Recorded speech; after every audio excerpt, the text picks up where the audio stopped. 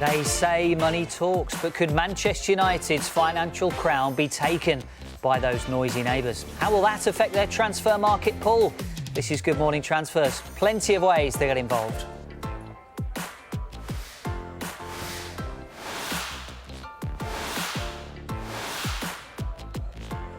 Donny van de Beek seems to be the last one standing of the Ajax Super Kids, but could he be on his way to Manchester United? There's been plenty of goalkeepers on the move this month. Werner's in at Villa and AC Milan signed Begovic, but who else could be on the move this month? Here's two signings in 2 days for Norwich City. We'll be assessing their transfer activity. Money, money, money. Barcelona are top of the football rich list, but which English side is top of the Premier League?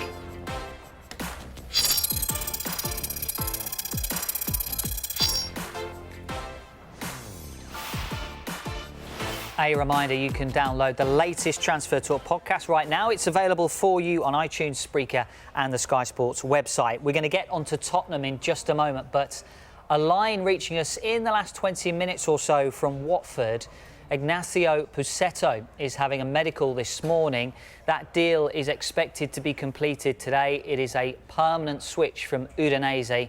We are chasing details of the fee, but we are expecting Ignacio Pusetto to complete a move from Udinese to Watford later today.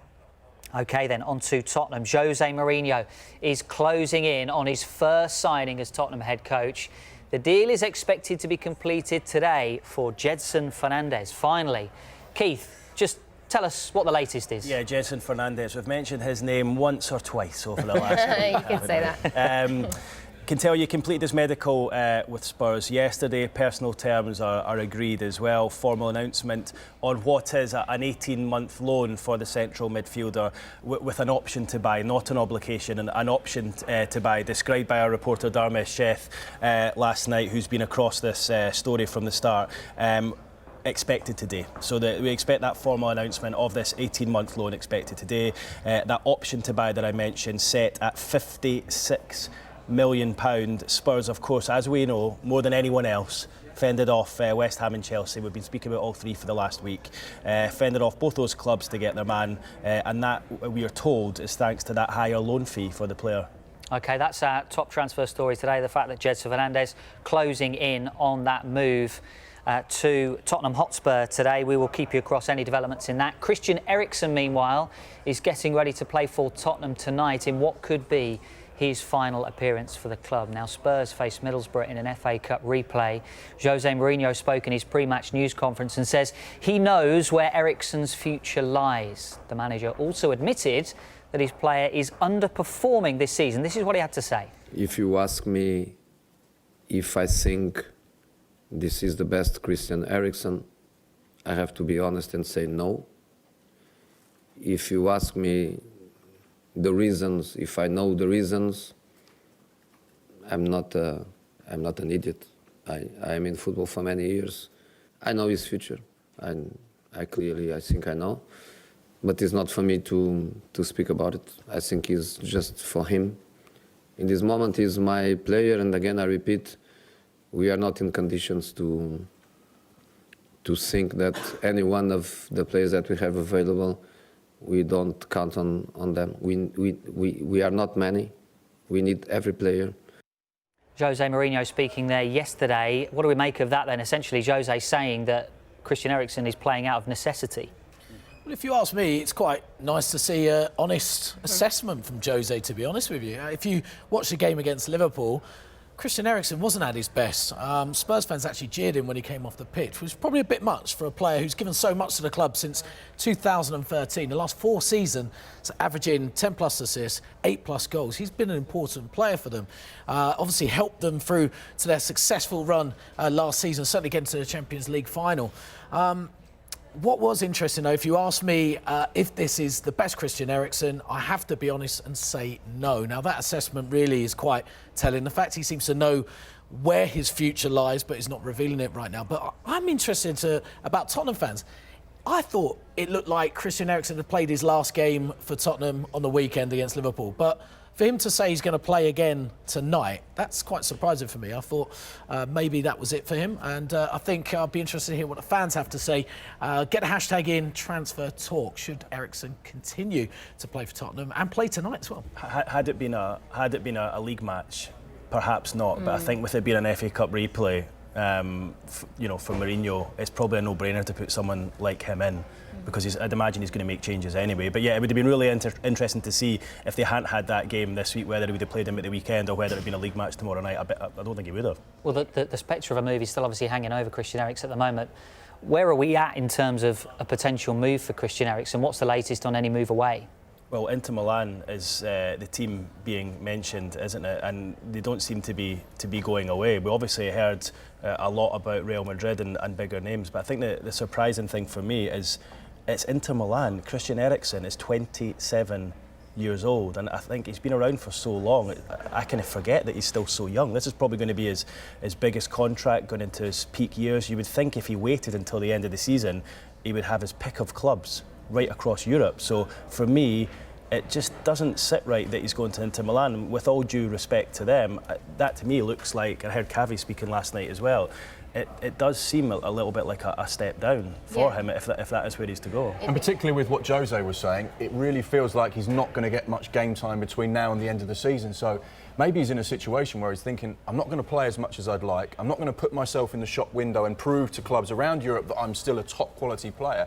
So actually moving now might be the best option for me. Yeah, and surely he won't want to be getting injured as well. That will be in his mind as well. You know, it sounds as though Jose Mourinho and Christian Eriksen, they've got a kind of deal. They know what they want from each other. Jose Mourinho has said time and time again, I know where his future lies. I know what he wants to do, but when I need to call upon him, I will. So surely they've got that good relationship there. But you can understand why the fans are frustrated, because while he is a Tottenham Hotspur player, they want to see that drive, that determination, and right now they're not getting that. Yeah, they're not at all. I completely agree with that. But I look at it from Inter Milan's point of view. We say, it's a bit underwhelming maybe.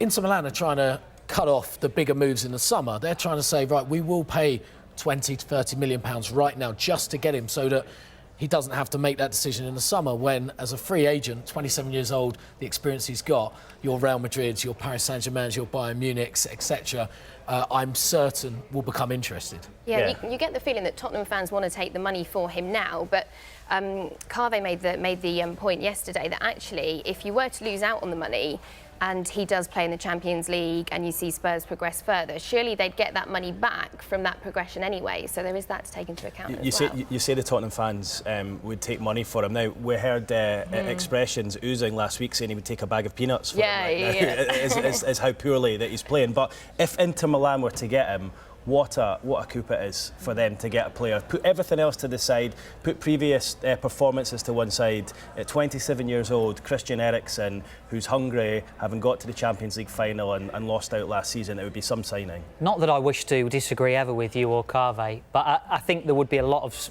people watching at home that would disagree and to say that Inter Milan would be a step down from Tottenham Hotspur. They're a humongous football club, multiple Serie A winners, Champions League winners, a massive football club. Yes, the Premier League might be the biggest league, but I'm sure a lot of fans at home would be sitting there watching and thinking, well, actually, Inter Milan are a huge club in the running for a title. They could win the title this year, and Spurs aren't going to do that. Yeah, but Spurs have just been in the Champions League final. Were Inter anywhere near that? I don't know. I just think things have changed, and I just think for Eriksen, for him to leave, you'd expect him to take a step up, and that to me isn't a huge step down, but it's a slight step down if that were to happen. Tottenham fans, keep getting in touch. THFC Talk has got in touch. I want to say no for tonight's game. I love him and what he's done for us, but on current performance, I'd rather have someone else in form who wants to play for the badge as well. Ash has got in touch. I don't think Spurs should play someone who doesn't want to be at the club, give youth a chance in a cup game like this. Steve, no, I don't want to see Eriksen in tonight's team at all. It's better if he just goes. And Matthew says, no, Eriksen must move, with about 10 exclamation marks. So thank you very much. We need money for Mourinho to fund other transfer targets. So that's what some of the Spurs fans are saying this morning. Make sure you get in touch with us, #TransferTalk. There is a little bit of news reaching us this morning as well. We were talking about Watford at the top of the programme there, and Ignacio Pusetto We can tell you that he is having a medical this morning. The deal is expected to be completed today, a permanent deal from Udinese to Watford for Ignacio Pussetto. We said we would keep you up to date with the fee. We can now bring you that fee. We can confirm that the fee is €8 million. It is a 4.5-year contract for Ignacio Pussetto. So €8 million, around about £5 or £6 million, and a 4.5-year contract he's going to sign. That is expected to be done today. Time for the state of play with Mark. Inter Milan and Roma are close to agreeing a swap deal involving Matteo Politano and Leonardo Spinazzola, which would scupper Ashley Young's proposed move to the San Siro. That's according to our sources in Sky Italy. Real Madrid are interested in signing RB Leipzig forward Timo Werner, according to Sky in Germany. Ajax midfielder Donny van den Beek is expected to leave the club this summer and will consider a move to the Premier League. Sporting Lisbon midfielder Bruno Fernandes wants to move to Manchester United. Victor Camaras's year-long loan spell at Crystal Palace has been terminated. He's signed for Alaves on loan. Norwich City have completed the signing of Lucas Rupp from Bundesliga side Hoffenheim for an undisclosed fee. And finally, Bournemouth goalkeeper Asmir Begovic has completed his loan move to AC Milan for the rest of the season. Now to the latest Deloitte Football Money League report, and there is mixed news for Manchester United today. Despite record revenues last season, the impact of missing out on the top four could mean their time as the Premier League's highest earning club is at risk. Mark, what are the main headlines coming out of this today? This is fascinating. I always think that the financial side of football captures the imagination of every single football fan, because every season the money gets bigger, the transfer fees get bigger, the wages get bigger. And this is a real indication as to how fast it's progressing. Looking at the headlines from this particular 2020 Deloitte Money Football report, it suggests that Barcelona are way out in front. They have a massive turnover. You look at the figures there. That's the graphic that gives you an indication as to how far ahead of the other sides they are, with a whopping £741 million. Closely followed by Real Madrid, 667 million, and then the first English side, Manchester United, on £627 million, which is their total revenue. Significantly, one of the things that I picked up on the report, two things. Barcelona are way out in front because of the way they deal with their commercial activity at the club. A lot of it is done now in-house, so they have a greater control over things.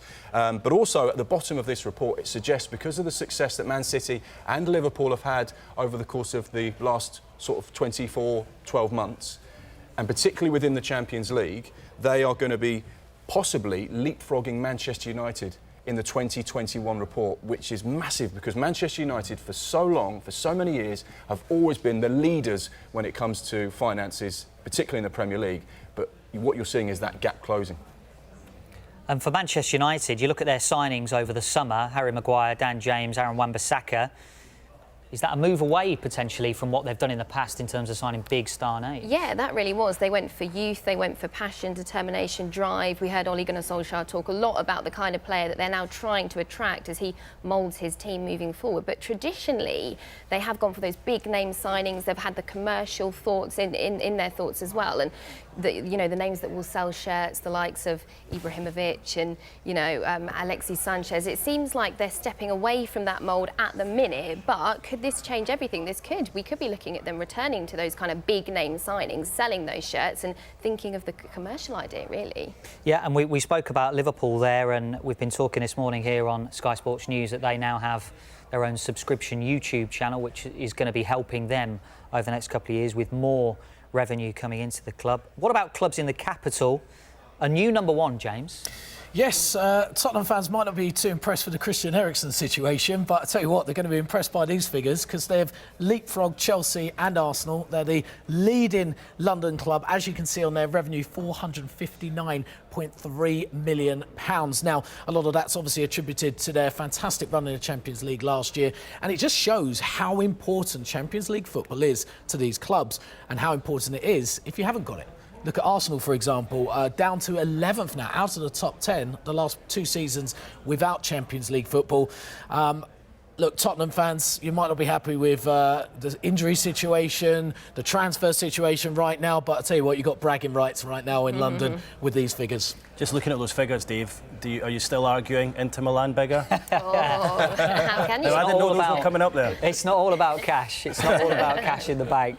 I'm sure plenty of Tottenham fans will be having their say on it, because when you see a big figure like that, it would automatically put pressure on Daniel Levy to say, well, let's spend the money for Tottenham fans, when they haven't traditionally gone out and spent big money. Well, absolutely, but it just shows just the importance of, certainly in the past, what Pochettino did with that side. It was quite incredible. He's kind of established them for a couple of seasons now in the Champions League places, and the value that brings.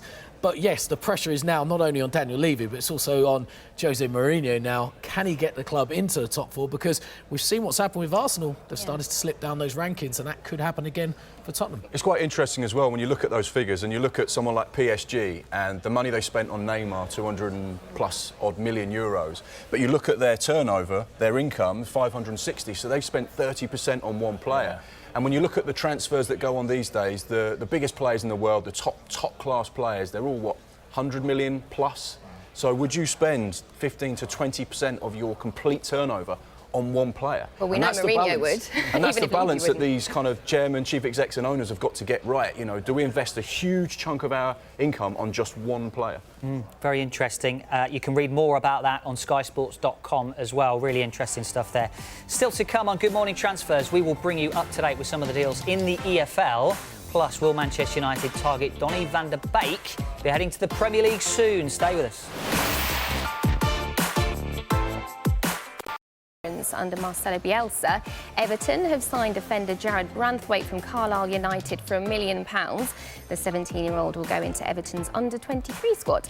Peterborough have accepted a bid from Charlton for forward Marcus Maddison. Charlton will be hoping Maddison can build on his impressive goal tally as they look to avoid the drop. The 26-year-old has 10 goals from 26 appearances this season.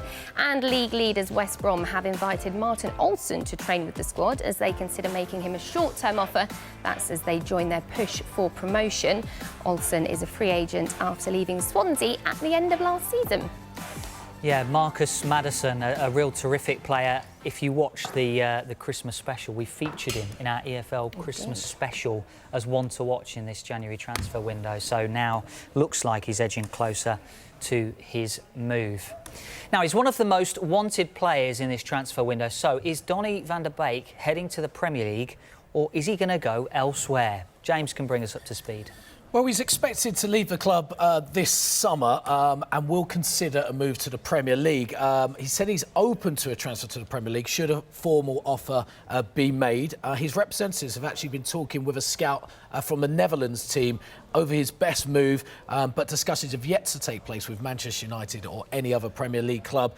Real Madrid are interested in signing him, but again, no deal's been agreed, and the clubs have been told he will not leave Ajax during this window and until the earliest, the summer.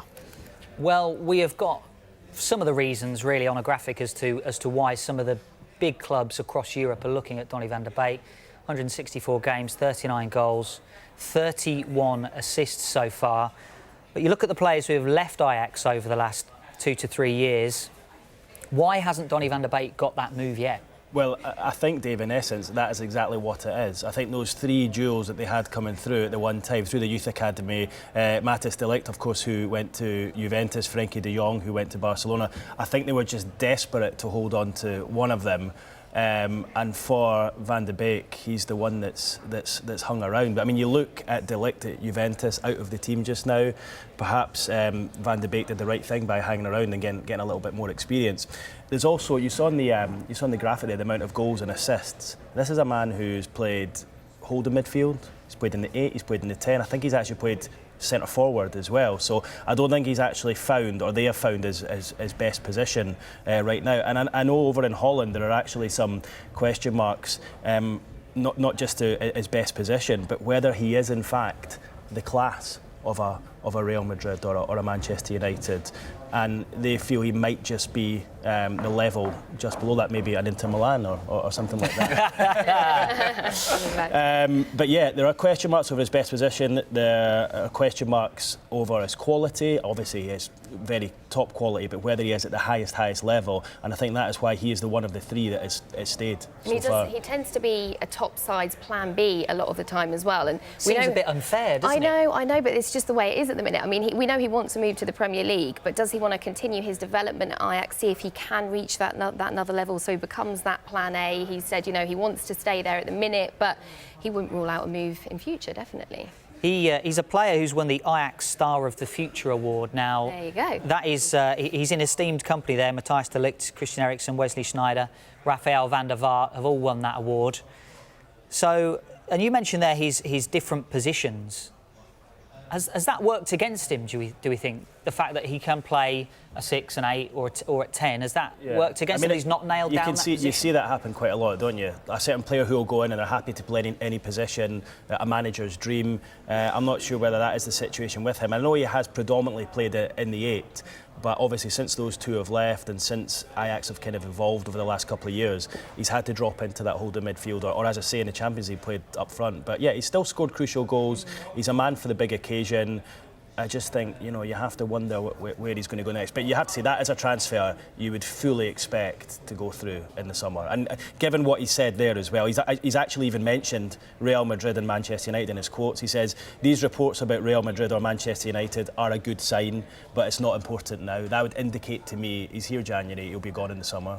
It's quite interesting as well because of the gap between the two leagues as well. I think there's a lot of clubs that are very conscious, whilst the Dutch league is a great league and there is some incredibly good talent and lots of great youngsters, there is still a big jump from playing at that level to the Premier League level, and we've seen that with various players that have made the transition. It hasn't always gone as well as what people have expected, so maybe people are just waiting that extra season so he just gets another 40 or 50 games under his belt and then he's better prepared for the jump. We're talking about finances earlier, and I think the Dutch league is below the Championship significantly. I think your average weekly paycheck for a player in the Dutch league is around £6,000 or £7,000 a week, so you can see the massive step up financially from there to the riches that are offered, and not just the Premier League but the Championship as well.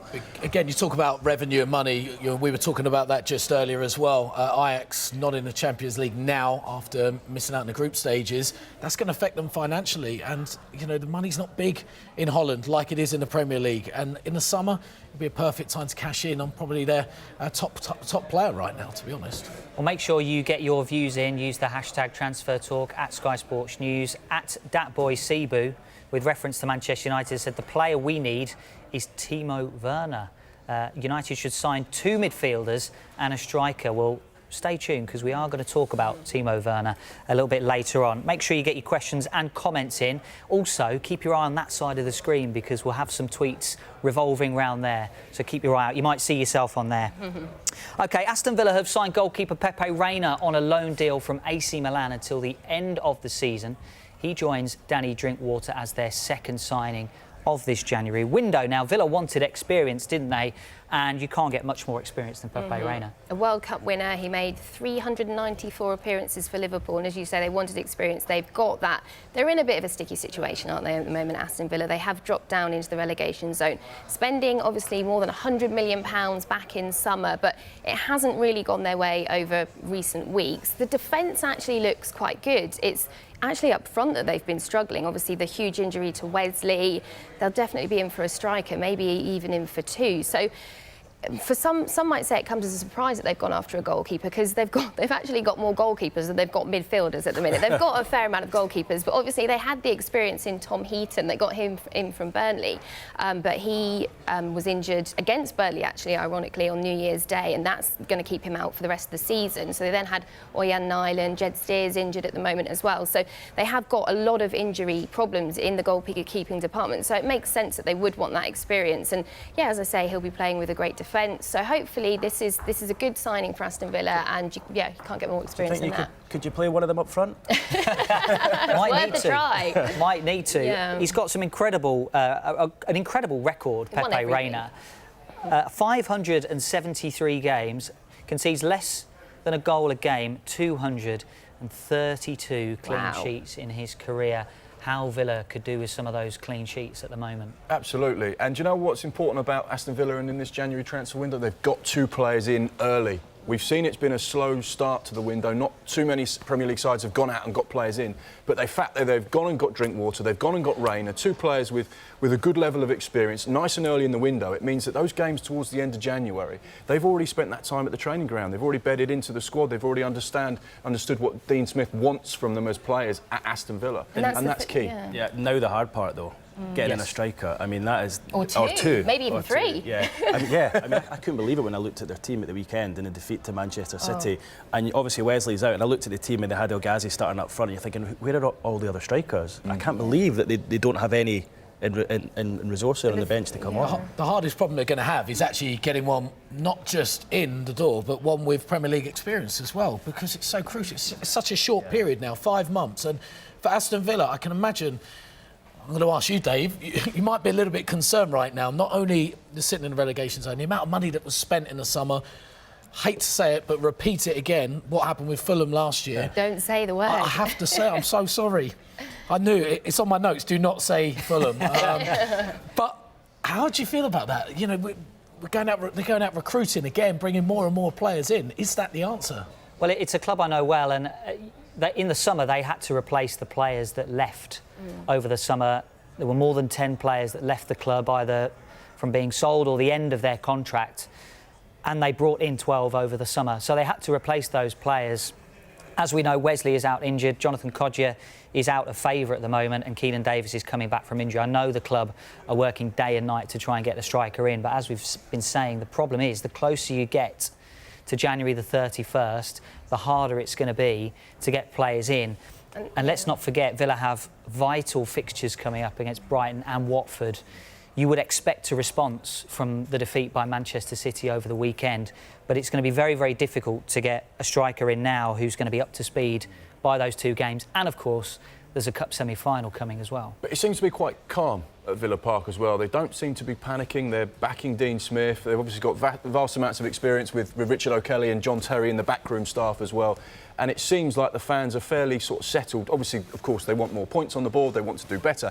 But it seems like they're all kind of pulling in the same direction, and there's quite a calm ship at the moment, despite things not going so well. The thing with January, though, is you need to hit the ground running. Whoever comes in isn't going to have that time to bed in, really. I saw recently an interview Jack Grealish gave, and he said, Terry said to me that actually at the start of the season, him and Lampard used to say, it takes 5 or 6 games to actually feel like you're really up to your form. So they're not going to have that luxury, whoever they do bring in, but hopefully they make the right decision and upturn in form, hopefully. OK, hashtag transfer talk if you want to have your say on the way. He is attracting interest from some of the biggest clubs in the world, but where will Timo Werner end up?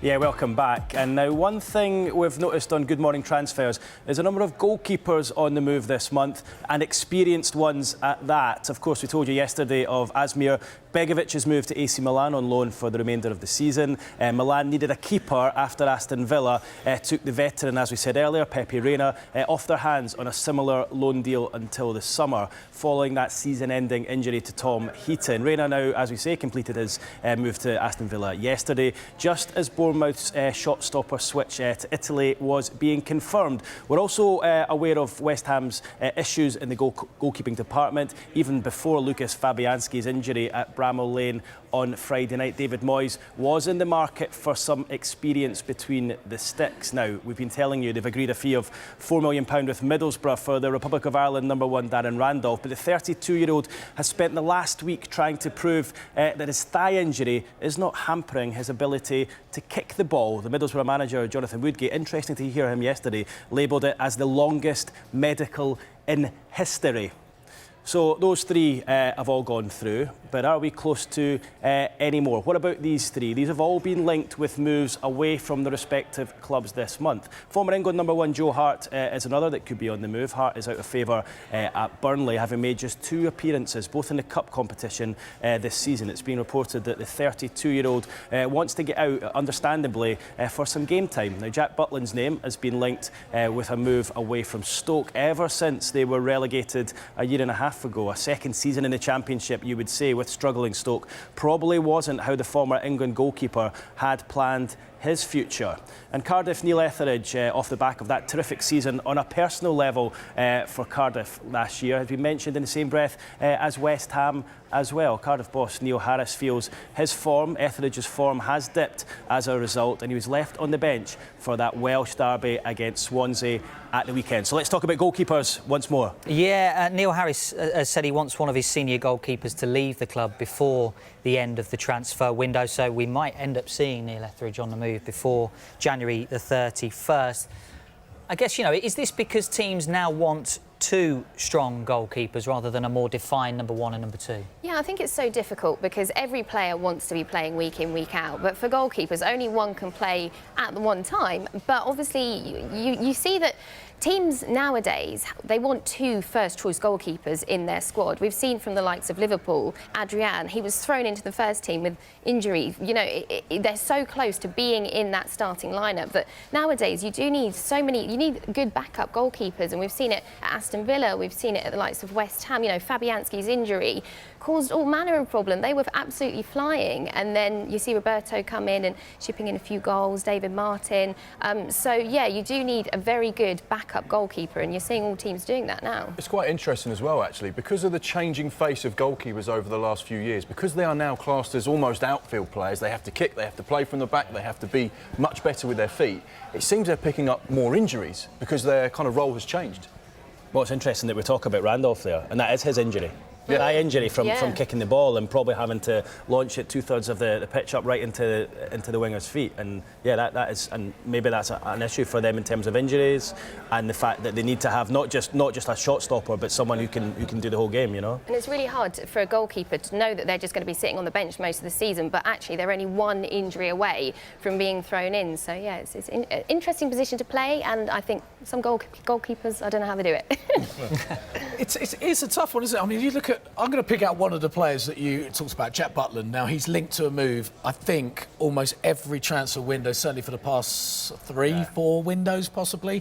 It's a goalkeeper that he made his debut at 19 for England, the youngest ever goalkeeper to represent England, which is quite something. Tipped to replace Hart, wasn't he, at the time? To time? replace Joe Hart. It was only at the Nations League he was on the bench for England, so that wasn't too long ago. He was an Olympian. We praise Olympians in this country. He was an Olympian, part of Team GB as well in 2012.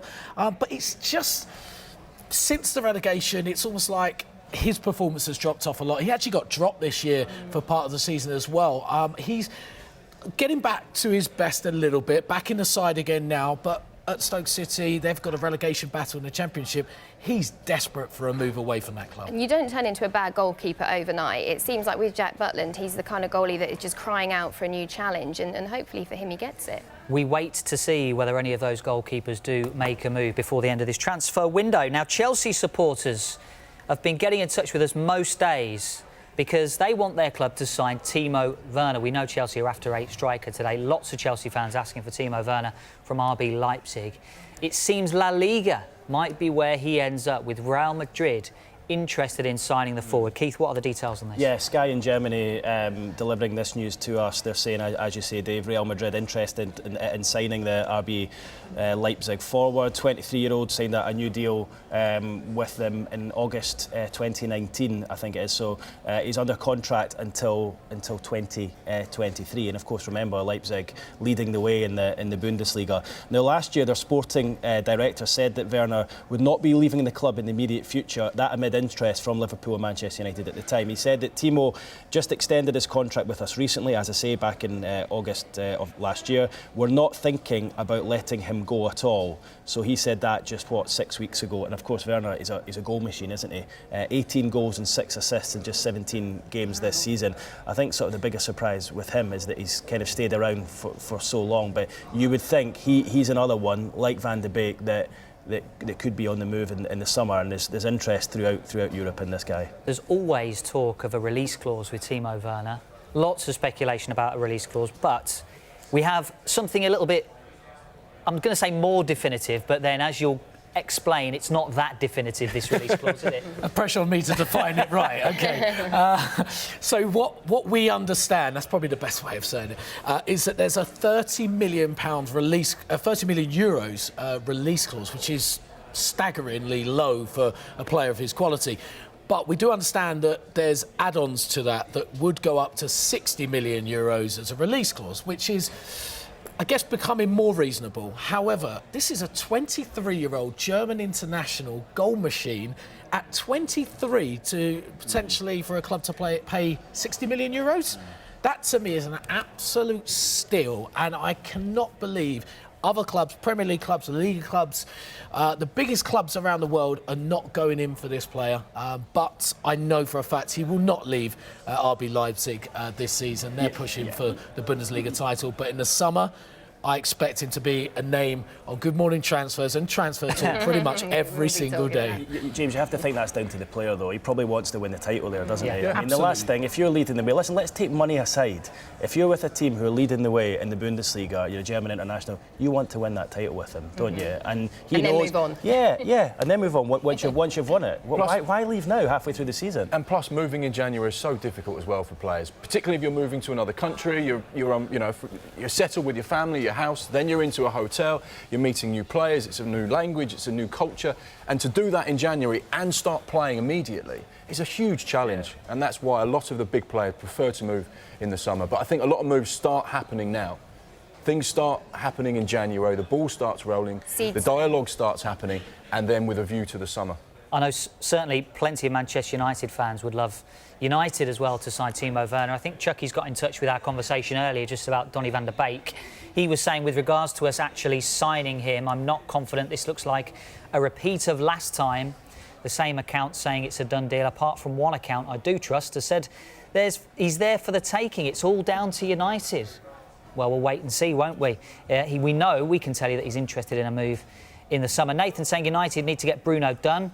It's not just him they need to get going on. Grealish as well, he says. Those two and McTominay behind Rashford, Martial, Greenwood or James would be crazy, according to Nathan. He says get Bruno and Grealish in. So plenty of you getting in touch, and Manchester United fans as well. Matt Marshall says Timo Werner is a versatile, proven prospect. I'd love to see him at Manchester United, and would help send them back in the right direction as well. And a final shout out to Barry Byrne, who's got in touch with us this morning. We like this.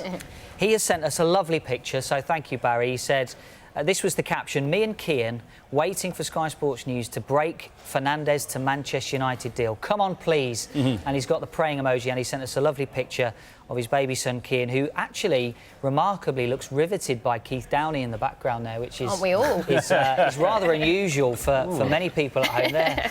Just show you that there, Keith.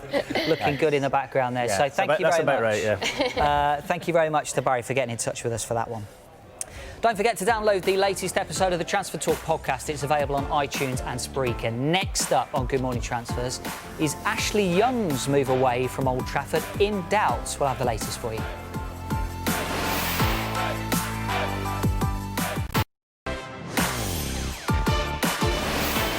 Welcome along. This is Good Morning Transfers. We love it when you get in touch, so keep your tweets coming in. Hashtag Transfer Talk. Love it.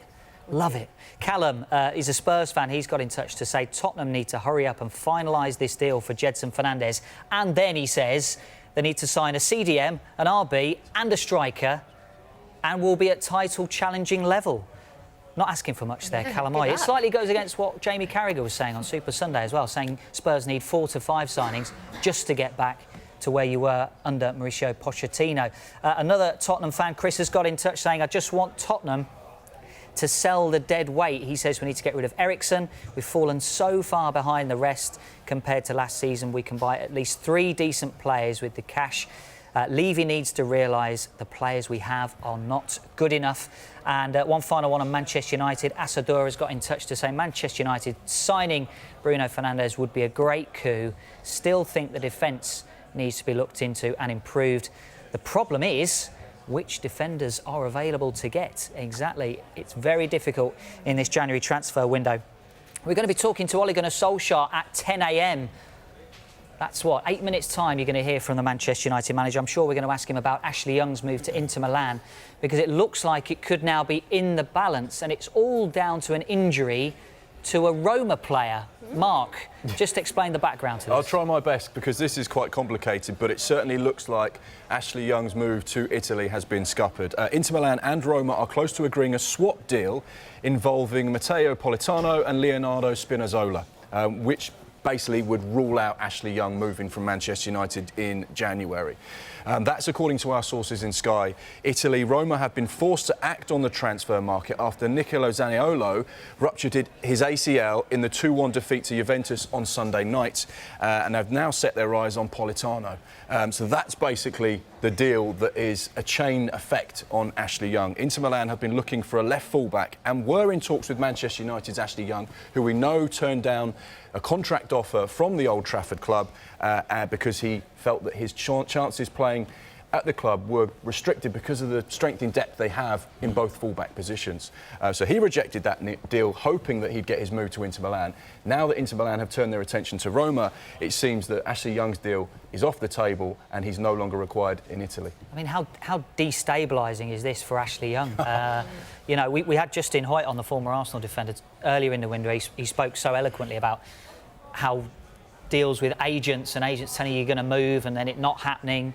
And he spoke really well about that. But from Ashley Young's point of view, how hard is this going to be if it doesn't end up? Oh, massively. This is all about the domino effect. We talk about that so much in the transfer window. One player goes to one place, which frees up space for another player to come in, and another player joins that football club, and that's how it works. And this is basically the case. But often what you have is players and clubs will identify one position they want to fill, but they will have 2, 3, 4, 5, 6 targets, and they'll start at the top and they'll work their way through. But often is the case is they start the dialogue with the first choice, but they often have to start the dialogue with the second choice and the third choice, just in case one doesn't happen.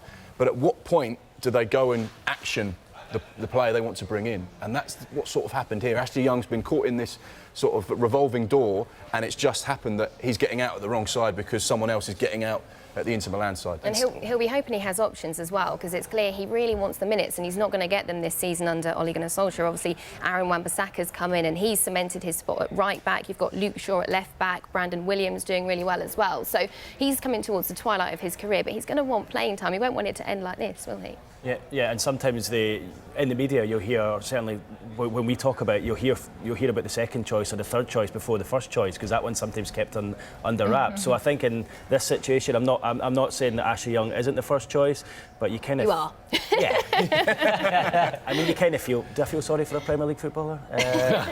Probably not, but you do feel for him a little bit in this situation. Yeah, and particularly it's his age as well. You know, he's 34, he's had a great career, he's won things, he's been superb at Manchester United over a whole host of years. He was signed by Sir Alex Ferguson, and he's looking at it thinking, I've got an opportunity to experience a different culture, a different country, and a huge club in Inter Milan, and it's sort of been dangled in front of him and suddenly pulled away, and now he's thinking, well, I've rejected a contract at Manchester United, where does my future now lie? Because maybe not in Manchester, not in Italy, and he's caught in limbo. I know he's a player that divides opinion among the Manchester United fan base. But, I mean, we've spoken about it on this programme earlier in this window, about the lack of leaders within that Manchester United squad. So it'd be interesting to find out what Ole Gunnar Solskjaer has to say on the move for Ashley Young. Thanks very much for your time this morning. Thanks for joining us at home. On iTunes and Spreak, you can download the Transfer Talk podcast. Well worth a listen for all the latest on the big moves. Now, we are going to be back tomorrow for Good Morning Transfers. That's at 9 a.m. Transfer Talk returns in a couple of hours, though. That is from 12 o'clock. And Darmish Sheth and Kaveh Solokol return with the Transfer Show at 7 o'clock this evening. Next up, Kevin Phillips joins Rob Watton on Football Centre. We'll bring you news, that news conference from Manchester United manager Ole Gunnar Solskjaer as well.